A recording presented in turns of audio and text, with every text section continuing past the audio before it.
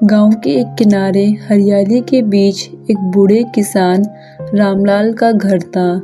रामलाल की उम्र 70 के करीब थी, लेकिन वह अभी भी मेहनत से अपने खेतों की देखभाल करता था। उसका इकलौता बेटा अमित शहर में पढ़ाई कर रहा था। अमित पढ़ाई में बहुत होशियार था और एक बड़ा आदमी बनने का सपना देखता था। एक दिन की बात है, अमित गर्मी की छुट्टियों में घर लौटा। उसने देखा कि उसके पिता रामलाल सुबह से लेकर शाम तक खेतों में काम करते रहते थे। शाम को थके हारे रामलाल ने अमित को पास बुलाया। बेटा, पढ़ाई कैसी चल रही है तुम्हारी? पढ़ाई तो अच्छी चल रही है पिताजी, पर आपसे एक बात पूछनी थी। आप अभी भी इतनी मेहनत क्यों करते हैं? आपके पास तो सब कुछ है ना, क्यों ना आप थोड़ी आराम की जिंदगी जिए? बेटा, जो मेहनत करना छोड़ देता है वह जिंदगी में कुछ भी नया सीखने का मौका खो देता है। तुम्हें यह समझाने के लिए मैं कल तुम्हें एक जगह ले चलूंगा। अगली सुबह रामलाल और अमित गांव के पास स्थित एक पहाड़ी की ओर चल पड़े। पहाड़ी के नीचे पहुंचकर रामलाल ने एक जगह खड़े होकर कहा, देखो ये जगह कितनी सुंदर है, लेकिन यहाँ छुपा हुआ एक रहस्य भी है। क्या तुम उसे ढूंढ सकते हो? अमित चौंक गया। उसने चारों ओर देखा, लेकिन उसे कुछ खास नजर नहीं आया। अरे पिताजी, मुझे यहाँ पे तो सिर्फ मिट्टी और पत्थर ही दिख रहे हैं। यहाँ एक खजाना दफन है, पर तुम्हें उसे पाने के लिए खुद मेहनत करनी होगी। अमित को खजाने का नाम सुनते ही उत्साह आ गया। क्या पिताजी, यहाँ पर खजाना दफन है? आपने मुझे पहले क्यों नहीं बताया? चलिए, कहाँ खोदना है? रामलाल ने अमित को फावड़ा पकड़ाते हुए कहा, तुम्हें पूरी पहाड़ी खोदनी है, मैं तुम्हारे साथ रहूंगा। अमित ने खुदाई शुरू की। पहला दिन बीता, लेकिन उसे कुछ नहीं मिला। पिताजी, यहाँ पर तो कुछ भी नहीं है। क्या आप मजाक कर रहे हैं? बेटा, धैर्य रखो, सफलता यूं ही हाथ में नहीं आती। अगले दिन अमित ने फिर खुदाई की। उसके हाथ छिल गए, पीठ दर्द करने लगी, लेकिन उसने हार नहीं मानी। धीरे धीरे पहाड़ी का बड़ा हिस्सा खोदा जा चुका था। एक हफ्ते की मेहनत के बाद भी कोई खजाना नहीं मिला। पिताजी, यह सब बेकार है। यहाँ पर कुछ भी नहीं है। चलो बेटा, अब खेत की ओर चलते हैं। रामलाल अमित को खेत में ले गया। उन्होंने देखा कि जहाँ जहाँ अमित ने पहाड़ी की मिट्टी खोदी थी, वहाँ से मिट्टी और पत्थर बहकर खेतों में आ गए थे। खेत की मिट्टी अब नरम और उपजाऊ हो गई थी। रामलाल ने अमित से कहा, देखो बेटा, खजाना तुमने ढूंढ लिया है। यह उपजाऊ मिट्टी ही तुम्हारी मेहनत का फल है। अब इस मिट्टी में बोए गए बीज अच्छे फसल देंगे। लेकिन पिताजी, आपने मुझे खजाने की बात कही थी। रामलाल ने गहरी बात कही, खजाना मेहनत में छिपा है बेटा। तुमने जो मेहनत करी उसने बंजर मिट्टी को उपजाऊ बना दिया है। यही तुम्हारे जीवन का सबसे बड़ा सबक है। बिना मेहनत के ना कोई खजाना मिलता है और ना ही सफलता। उस दिन के बाद अमित ने कभी भी मेहनत से घबराना नहीं सीखा। उसने समझ लिया कि जीवन में सच्ची दौलत हमारी लगन और ईमानदारी है। कुछ सालों बाद जब अमित एक बड़ा इंजीनियर बन गया, तो उसने अपने पिता को धन्यवाद देते हुए कहा, पिताजी, अगर आपने मुझे उस दिन मेहनत न करना सिखाया होता तो मैं आज यहाँ न होता। सचमुच मेहनत से बड़ा कोई खजाना नहीं है। यही जीवन की सच्चाई है बेटा। जो इसे समझ लेता है वही सच में अमीर बनता है। सफलता का असली राज मेहनत और ईमानदारी में छिपा है। बाहरी खजाने की चाह हम अपने अंदर की ताकत को भूल जाते हैं, लेकिन जो अपने कर्म और मेहनत पर विश्वास करता है, उसे जीवन में वह सब मिलता है जिसकी उसे जरूरत होती है। छोटे से कस्बे में रहने वाला किशन एक साधारण किसान था। वह गरीब था, लेकिन ईमानदारी और मेहनत में विश्वास करता था। उसका बेटा रोहित अक्सर यह देखकर निराश होता था कि उनके पास दूसरों की तरह अच्छा घर या ज्यादा धन नहीं है। रोहित ने एक दिन कहा, पिताजी, आप इतनी मेहनत करते हैं, फिर भी हमारे पास कुछ खास नहीं है। अगर आप कुछ चालाकी दिखाएं तो हमारी जिंदगी बेहतर बन सकती है।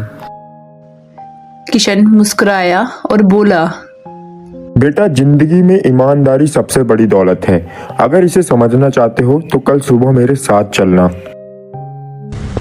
अगली सुबह किशन और रोहित खेत की ओर जा रहे थे। रास्ते में उन्हें एक भारी थैला पड़ा हुआ मिला।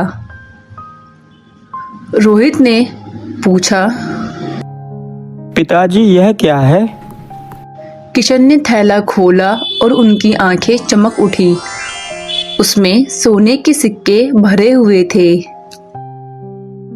यह तो किसी का गुम हुआ धन है। रोहित तुरंत बोल पड़ा, पिताजी इसे हम घर ले चलते हैं, इससे हमारी सारी परेशानियां खत्म हो जाएंगी। लेकिन किशन ने गंभीरता से कहा, नहीं बेटा, यह धन हमारा नहीं है। इस धन को हमें असली मालिक तक पहुंचाना होगा। लेकिन पिताजी हमें इसके असली मालिक का पता कैसे चलेगा? हम अपनी ईमानदारी से कोशिश करेंगे। अगर इसका असली मालिक नहीं मिला तो हम इसे अपने पास रखेंगे, पर हम सबसे पहले सही काम करेंगे।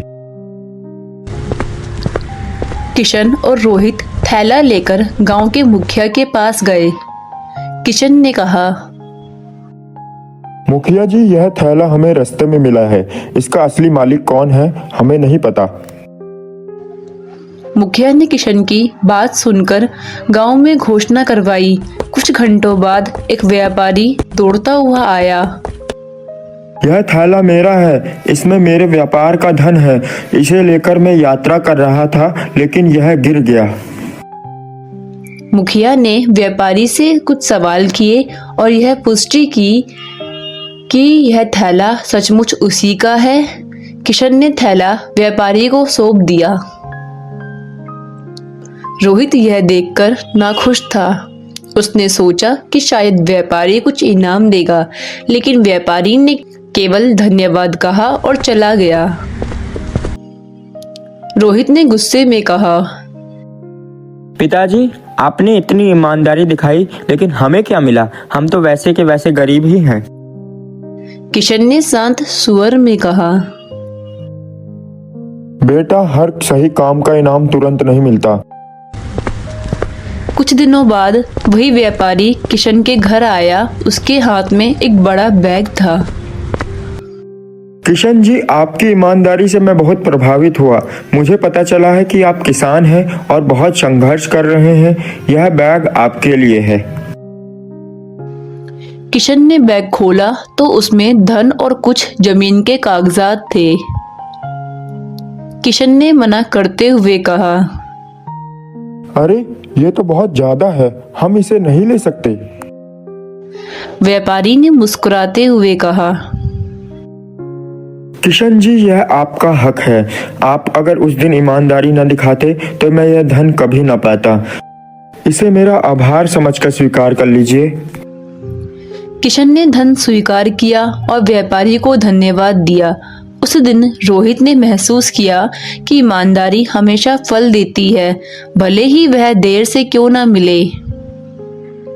पिताजी, आज मैंने समझा कि जीवन की सच्ची दौलत ईमानदारी है। किशन ने गर्व से कहा, बेटा, यही तो मैं तुम्हें समझाना चाहता था। धन आता जाता रहता है, लेकिन ईमानदारी इंसान को अमीर बना देती है। इस कहानी से हमें यह सीख मिलती है कि जीवन में ईमानदारी का महत्व सबसे अधिक है। चाहे परिणाम तुरंत ना दिखे, लेकिन ईमानदार लोग हमेशा सम्मान और सफलता पाते हैं। गांव के पास एक स्कूल था जहां एक लड़का अंशुल पढ़ता था। अंशुल एक होशियार और जिज्ञासु बच्चा था, लेकिन उसे दूसरों की मदद करना बेकार लगता था। वह हमेशा सोचता था कि हर किसी को अपना काम खुद करना चाहिए। एक दिन स्कूल के बाद अंशुल अपने दोस्त राहुल के साथ घर लौट रहा था। रास्ते में उन्होंने देखा कि एक बूढ़ी औरत भारी सामान के साथ सड़क पार करने की कोशिश कर रही थी। अंशुल ने कहा, राहुल, चलो जल्दी चलते हैं, बहुत देर हो जाएगी हमें। राहुल ने रुककर कहा, अंशुल, हमें उनकी मदद करनी चाहिए। देखो उन्हें कितनी दिक्कत हो रही है। देखो राहुल, ये उनका सामान है, उन्हें अपना सामान खुद संभालना चाहिए। हम क्यों अपना समय खराब करें? देखो अंशुल, कभी कभी दूसरों की मदद करने से हमें बहुत कुछ सीखने को मिलता है। राहुल ने बिना कुछ सोचे बूढ़ी औरत का सामान उठाया और उन्हें सड़क पार कराने में मदद की। औरत ने राहुल को दुआ दी और मुस्कुराते हुए कहा, बेटा, तुम्हारे माता पिता ने तुम्हें अच्छे संस्कार दिए हैं। भगवान तुम्हें खुश रखे। राहुल खुश होकर वापस अंशुल के पास आया। देखा अंशुल, मैंने ज्यादा समय नहीं लिया, लेकिन उनकी दुआओं ने मुझे अच्छा महसूस कराया। अंशुल चुप था। उसने सोचा कि राहुल की मदद ने उस औरत को कितना खुश किया, जबकि उसे खुद पर थोड़ा शर्म भी आ रहा था। कुछ दिन बाद स्कूल में खेलकूद प्रतियोगिता थी। अंशुल दौड़ प्रतियोगिता में भाग ले रहा था। दौड़ के दौरान अचानक अंशुल का पैर फिसल गया और वह गिर गया। उसके घुटने में चोट लग गई। उसी वक्त एक लड़का मनीष, जो अंशुल का करीबी दोस्त नहीं था, दौड़ छोड़कर अंशुल के पास आया। क्या हुआ अंशुल? चलो मैं तुम्हें उठने में मदद करता हूँ। अंशुल ने दर्द के बीच पूछा, मनीष, तुमने अपनी दौड़ क्यों छोड़ी? तुम जीत सकते थे। मनीष ने मुस्कुराते हुए कहा, देखो अंशुल, जीतना बाद में भी हो सकता है, दोस्ती और मदद पहले आती है। अंशुल उस दिन से बदल गया। उसने महसूस किया कि दूसरों की मदद करना इंसान को मजबूत और दयालु बनाता है। अगले दिन जब वह सड़क पर चल रहा था तो उसने देखा वही बूढ़ी औरत फिर से सामान लेकर खड़ी थी। इस बार अंशुल खुद आगे बढ़ा। दादी जी आइए, मैं आपकी मदद कर देता हूँ। बूढ़ी औरत ने उसे आशीर्वाद दिया और कहा, तुम्हारे जैसा बेटा सबको मिले। अंशुल मुस्कुराया और अंदर से बहुत खुशी महसूस की। इस घटना ने अंशुल को सिखाया कि मदद करना केवल दूसरे का सहारा बनना नहीं है, बल्कि यह हमें भी अंदर से बेहतर इंसान बनाता है। अंशुल ने एक दिन राहुल से कहा, राहुल, तुम सही थे। दूसरों की मदद करना सचमुच बहुत खुशी देता है। यह कहानी हमें सिखाती है कि छोटी छोटी मदद भी जीवन में बड़ा बदलाव ला सकती है। जब हम दूसरों के लिए अच्छा करते हैं तो जिंदगी हमारे लिए भी अच्छाई लेकर आती है।